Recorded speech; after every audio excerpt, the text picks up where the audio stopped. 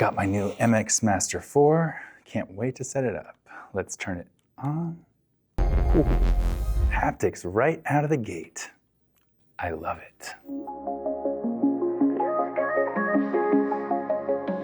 You've got options.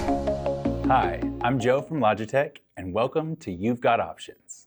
Today, we're going to talk about the haptic feedback that is now available with the MX Master 4.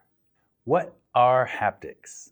To put it simply, haptics provide tactile feedback, like vibrations when interacting with a device.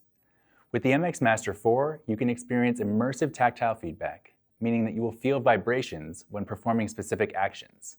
For example, you can add the haptics-enabled Zoom plugin from the Logi Marketplace to get notified if someone raises their hand during a meeting or if you entered the wrong meeting ID. You can use haptics in specialized apps like Adobe Photoshop for specific actions. For example, get notified when a generative fill is complete, or feel more precise when an object snaps with the Smart Guide. You can also enable haptics for the Actions ring. As you navigate through the different bubbles or select an action from the ring, feel haptic feedback. If you use Smart Actions already, then you can add haptic feedback in any specific step of your Smart Actions. Love gestures? Feel haptic feedback when you switch desktops, and more.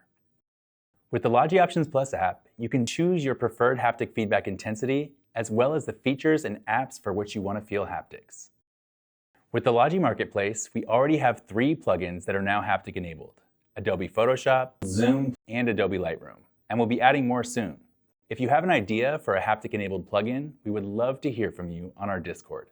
Redefine precision and immersive control with haptic feedback and experience a new sense of mastery. And don't forget to join our MX Collective Discord community to stay connected. Thanks for watching, and we'll see you next time on You've Got Options. You've got options.